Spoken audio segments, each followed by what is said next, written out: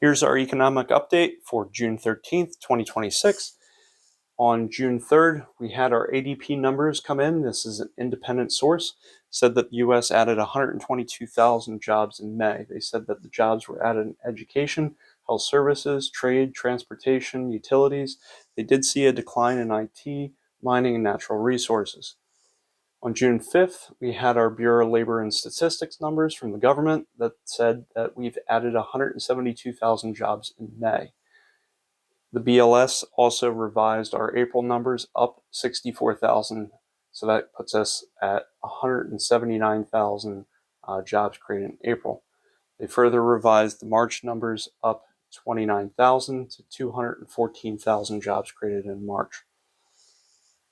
We're currently sitting at 4.3% unemployment. This went up and came down just slightly, but if you look over the last couple of years, this has been an upward trend. There are currently 7.3 million people that are unemployed. Do realize that those are only the people that are actively seeking jobs. It doesn't include those that are underemployed, like working part-time or have not been looking in the last couple of weeks. We currently have 27.5% of people that have been unemployed for 27 weeks or longer, so more than 6 months.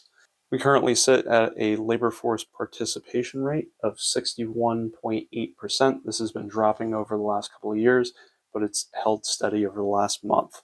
On June 2nd, we had our JOLTS numbers come in. There are currently 7.6 million jobs open. This has increased over the last month. So it went up 731,000 jobs. And if you look year over year, it's gone up 520,000 jobs. So we have currently more open jobs than there are unemployed people looking for jobs. When we look at inflation, we have our producer's price index. This is what the people that are going to make your products are paying. Then you have your consumer price index. That's basically the price at the store. And then you have your personal consumption expenditures. This is after somebody buys it. So typically what happens is the PPI goes up, the CPI goes up, and then that's followed by the PCE. So on June 11th, our PPI is now at 6.5%, going up quickly. Our PPI core, this is excluding food and energy, the most volatile components of this, we're still at 5.1% increasing.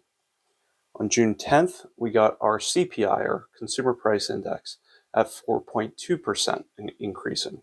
And our CPI core, meaning excluding food and energy, at 2.9% is still going up. For our personal consumption expenditures, the last one we had was on May 28th. That was at 3.8% increasing, and our personal consumption expenditures core, minus food and energy, 3.3% increasing. So why is this important? Well, you have jobs and you have inflation. And the Fed really has 3 mandates, but they only really talk about the 2 mandates because the third one should be kept in check if the first 2 are good. So the first mandate is keep stable prices. They have a target for inflation of about 2%. As you can see here, these are all above 2%. Second one is to keep maximum employment. So you don't want to see unemployment going up.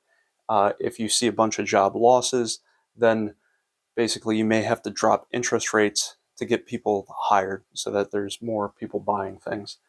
So with these 2, what you have to think about is if you have prices increasing faster than 2%, their target, which we do, what you would do to stop that is to increase interest rates to basically stop demand so people don't buy as many things. And what that will do is generally slow down the economy and will generally lead to people losing their jobs. So if you have a strong labor force at the moment where you're seeing hundreds of thousands of jobs being added month over month, that then gives the Fed the ability to raise interest rates. So the concern here is that we've recently had several months where we lost jobs, gained jobs, and it was looking like basically the job market wasn't doing so well. So the Fed would be reluctant at the FOMC meetings to raise interest rates. But now, if it looks like we have good job numbers, then they could raise interest rates. And where this comes into play is that if interest rates go up, companies that borrow money then have to pay a higher interest on that money. So those stocks might go down. So that's kind of why you see, hey, there's good news in the job market, then why does the stock market respond where it goes down for, a day or something like that? It's because they're worried that effectively the interest rates could go up and impact some of the companies that are not quite profitable yet. The third mandate, which is never really talked about, is basically have moderate long-term interest rates. So think of national debt, think of borrowing for purchasing a home, those types of things. So how's the consumer doing?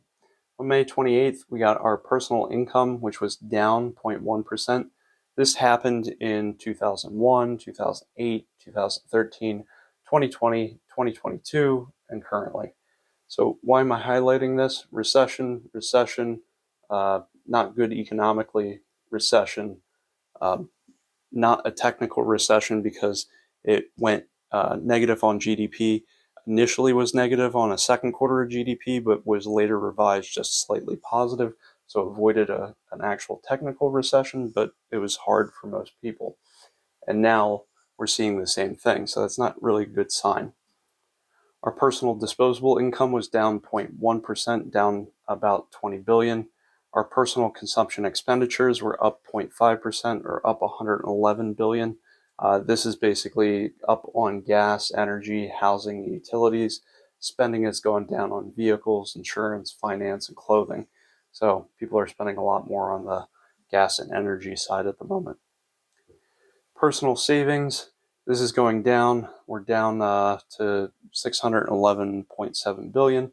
Savings rate is going down. It's currently at 2.6%. That's very low. Many people in the US still live paycheck to paycheck.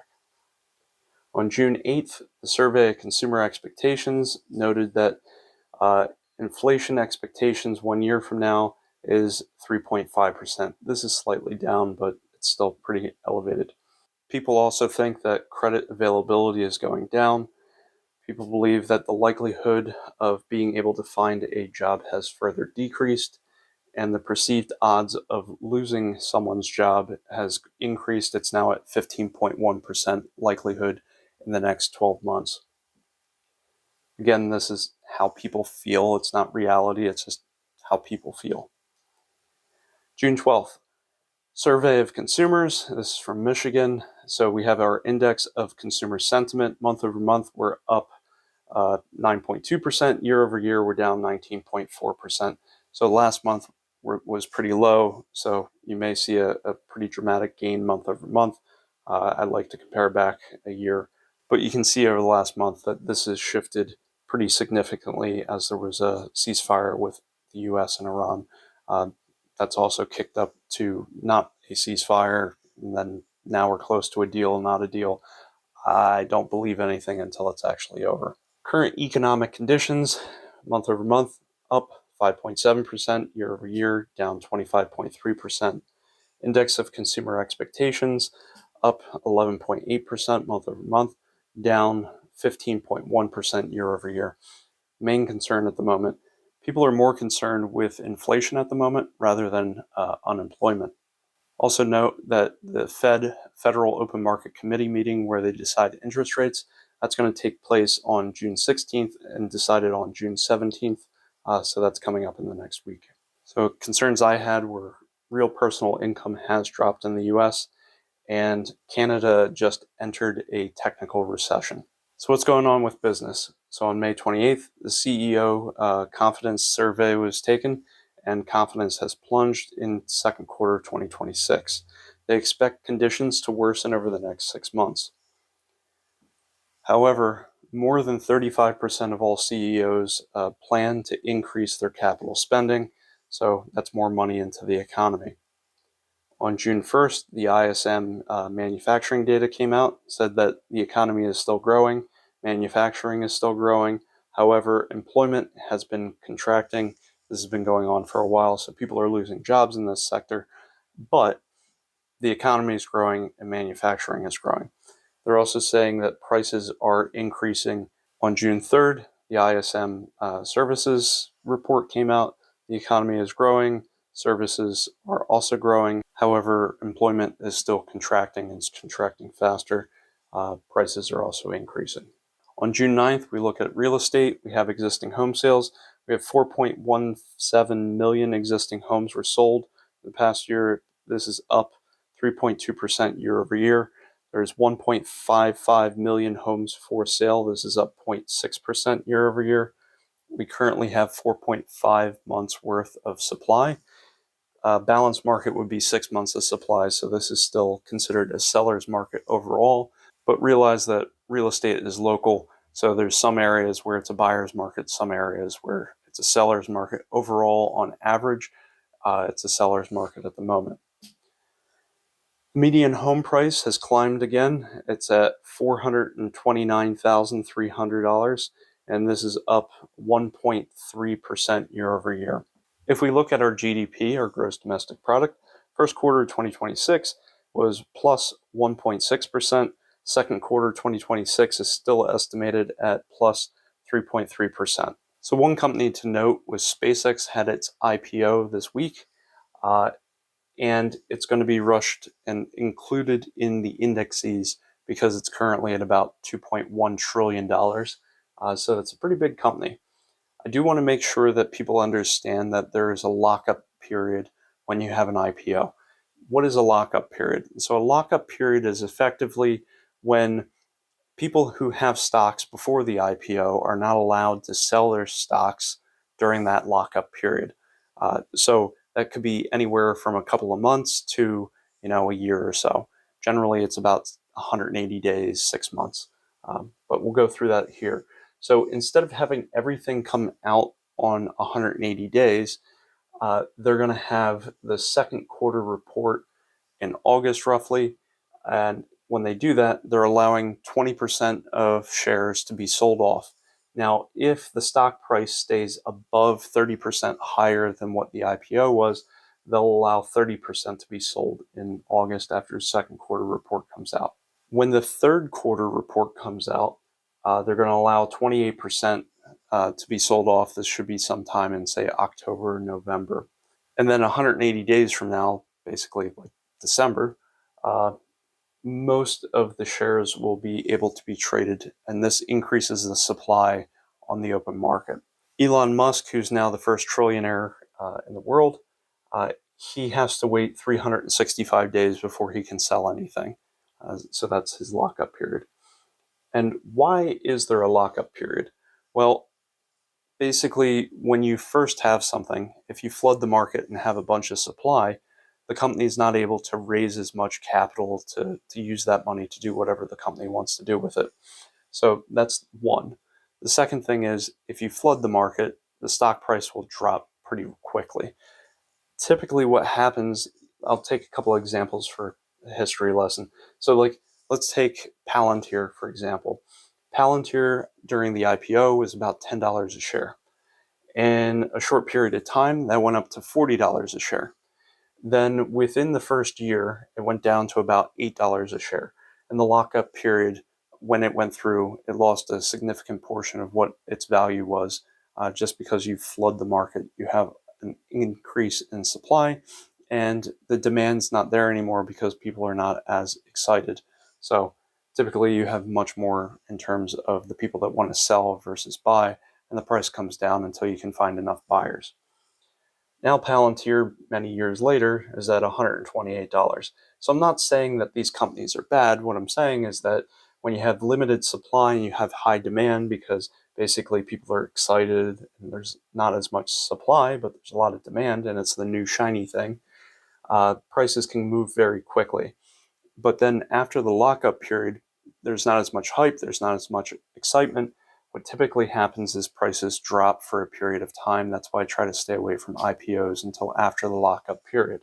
It's just an example. I would say more than half of the IPOs lose a considerable amount of money once they have the lockup period expire. So what do I do with my money? Well, I make sure I'm out of pretty much high interest debt and things like that. But what I would do is have a 6+ month emergency fund. I keep that money in CDs, high yield savings, things like that. Second thing I do is any money I need in the next 5 years, say if I was retiring and I want to have 5 years of money available, I would keep that in CDs or high yield savings. or if I'm buying a car, getting married, buying a house, whatever, any of those big purchases that I need in the next 5 years, I want it FDIC. So I'm at very low risk of losing that. For any money I don't need in the next 5 years, this is where I'm using dollar cost averaging. Every time I get paid, I put money into the investments or things like that. So 70 to 80% goes into the S&P 500, 10 to 20% goes into a total international fund, 0 to 10% goes into bonds. Right now, I have about 9% in bonds. I'm not buying more bonds because I have a concern that interest rates will go up because inflation is going up, and bond value works inversely proportional to interest rates. So as interest rates go up, bond value goes down. I buy bonds when I think interest rates are going to go down because the existing bond value goes up. So that's the rationale behind that. And I actually beat the S&P 500 over the last year. Typically, if you look at a 20-year period, about 90% of traders and hedge fund managers actually fail to beat the S&P 500. Basically, it's because of the international stocks ones. What vehicle do I use to invest? Well, I use tax advantage accounts so that I don't pay taxes constantly on the money I'm making. So that would be like 401ks, 403bs, Roth IRAs, that sort of thing. I also hold a couple $100,000 worth of like gold, silver, aluminum, copper, various metals like that. I also have commercial farms, other businesses that I manage. And if I have any ideas or if somebody comes to me with an idea that I think is worth it, I'll go in and invest in that as well. Thank you for watching. Please subscribe. I cover a lot of useful topics such as how to make more money, how to save, how to invest, how to be an entrepreneur while limiting your risk. If any of those interest you, please subscribe. Thank you for watching and have a great day.